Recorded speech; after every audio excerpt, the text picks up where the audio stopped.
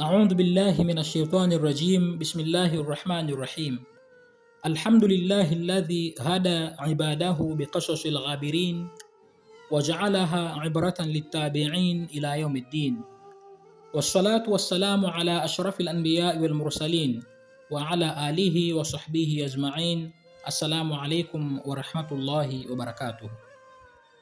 Jibril alimwendea Bwana Mtume Muhammad sallallahu alayhi wasallam akamwambia, ya Rasulullah, hadhihi khadijatun qad atatka ma'aha ina'un fihi idamun au ta'amun au sharabun fa idha hiya atatka faqra 'alayha assalamu min rabbiha 'azza wa jalla wa minni wa bashirha bi baytin fil jannati min qasabin la sakhaba fihi wala nasaba.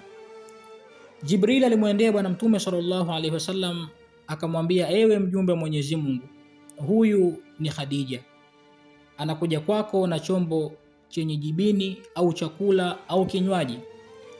Atakapokuja kwako, mfikishie salamu zake kutoka kwa Mola wake na kutoka kwangu, na mhubirie habari njema za nyumba katika pepo iliyojengwa kwa matete, ambapo hakuna kelele wala kazi ngumu. Kwa mukhtasari, tuangazie wasifu wa bibi huyu aliyejipambanua kwa sifa tukufu zilizompa hadhi ya kutamkiwa salamu kutoka kwa Mwenyezi Mungu Subhanahu wa Ta'ala. Bibi Khadija alizaliwa mjini Maka mwaka 556, miaka 15 kabla ya kuzaliwa Bwana Mtume Muhammad sallallahu alayhi wasallam. Aliitwa At-Tahira na alijulikana kwa jina hilo kabla ya Uislamu.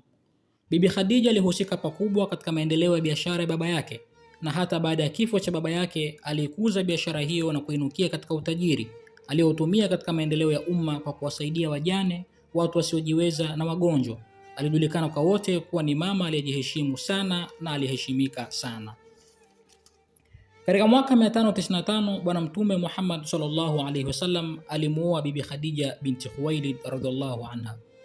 Ndoa ya Bwana Mtume sallallahu alaihi wasallam na Bibi Khadija binti Khuwailid ilikuwa ni matokeo ya sifa tukufu za Bwana Mtume Muhammad sallallahu alaihi wasallam, lakini pia kutokana na makamu, nafasi ambayo alikirimiwa Bwana Mtume sallallahu alaihi wasallam na Mwenyezi Mungu mtukufu. Katika umri wa miaka 15 Bwana Mtume sallallahu alaihi wasallam aliingia katika biashara akiwa na mwenziwe akiitwa Saib bin Yazid. Walifanya biashara katika miji iliyokuwa karibu tu na Maka, na alijipambanua kwa sifa ya uaminifu mkubwa Bwana Mtume sallallahu alaihi wasallam katika biashara zake, sifa zilizotangana hatimaye kumfikia Bibi Khadija binti Khuwailid radhiallahu anha. Bibi Khadija radhiallahu anha alishawishika kwa sifa hizo za Bwana Mtume sallallahu alaihi wasallam. Akamtaka Bwana Mtume sallallahu alaihi wasallam akamchukulie bidhaa yake ndogo ili akamuuzie Yaman kwa makubaliano ya ujira wa ngamia wawili. Mtume sallallahu alaihi wasallam alirejea na faida kubwa katika safari yake hiyo, jambo lililompa raghba Bibi Khadija ya kumwomba tena Bwana Mtume sallallahu alaihi wasallam, wakati huo akiwa ni kijana mdogo na hajawa mtume, asafiri tena na mara hii aende katika Sham kwa makubaliano ya ujira wa ngamia wanne. Hii ilikuwa ni mara ya pili kwa Bwana Mtume sallallahu alaihi wasallam kwenda Sham, na walipokuwa huko, mapadri wa huko Sham walikuwa kidadisi na kupeleleza sifa za Bwana Mtume sallallahu alaihi wasallam kwa mtumwa wa Bibi Khadija aliyekuwa ameongozana na Mtume sallallahu alaihi wasallam katika safari hiyo kwa ajili ya kumtumikia. Mtumwa huyo alipowatajia sifa za Mtume, wale mapadri wakayakinisha na kumthibitishia mtumwa huyo kuwa Muhammad ni mtume wa Mwenyezi Mungu. Mtumwa huyu aliziwasilisha taarifa hizi kwa Bibi Khadija radhiallahu anha aliporejea katika Maka. Baada ya Bibi Khadija kupokea taarifa hizo, alikumbuka habari alizohadithiwa zamani na mtoto wa baba yake mdogo alikuwa akifuata dini ya Kinaswara kuwa imekaribia kuletwa mtume wa Kiarabu katika mji wa Maka, na ilivyokuwa hakuna kummithilisha na Mtume sallallahu alaihi wasallam kwa sifa na ajabu ya matendo, ikampitikia dhana kufikiri na kuamini Bibi Khadija kuwa huyu aliyetajwa alikuwa ni huyu Mtume Muhammad sallallahu alaihi wasallam. Bibi Khadija radhiallahu anha akamtaka Mtume amuoe, na akachukua pesa akampa rafiki yake akiitwa Nafisa azipeleke pesa hizo kwa Bwana Mtume sallallahu alaihi wasallam ili aende akampose kwa baba yake. Mtume alifurahi sana, kwani alikuwa amefikisha miaka 25 na hakuwa na uwezo wa kuoa. Bibi Khadija ndiye alikuwa mtu wa kwanza kuamini na kumsapoti Mtume kwa nguvu zake zote baada ya Mtume kupewa ujumbe na Mwenyezi Mungu Subhanahu wa Ta'ala.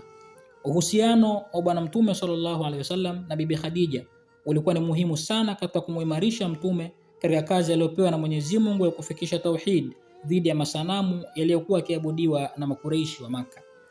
Bibi Khadija alitumia rasilimali zake kumsapoti mtume katika nyakati za awali ambazo Uislamu ulikuwa mashakani. Ukarimu wa bibi Khadija ulisaidia sana kuvutia imani na mioyo ya wengi. Bibi Khadija kama mwanamke wa kwanza kusilimu, nguzo ya mtume sallallahu alaihi wasallam, msingi wa kutangaza Uislamu katika siku nzito na za hatari.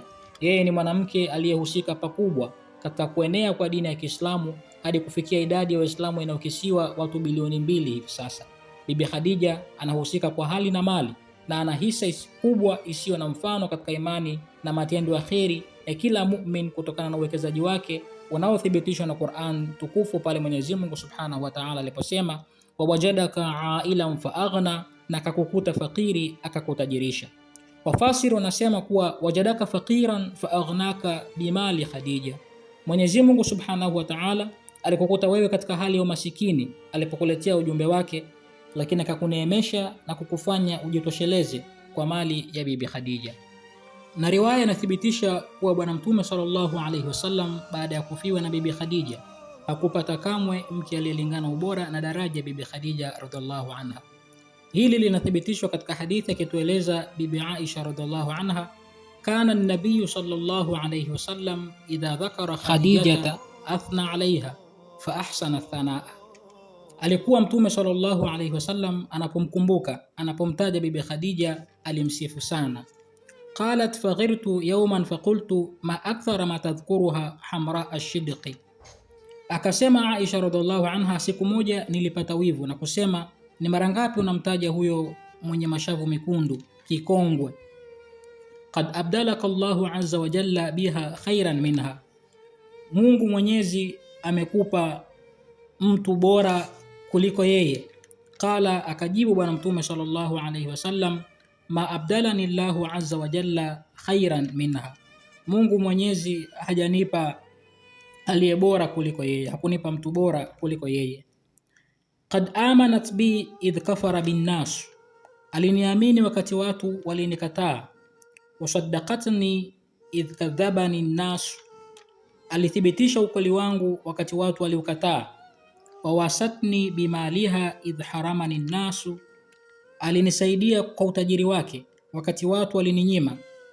Warazaqani Allahu azza wa jalla waladaha idh haramani auladan nisai, na Mwenyezi Mungu Mwenyezi aliniruzuku, alinibariki kwa watoto kupitia kwake wakati wanawake wengine hawakunizalia watoto.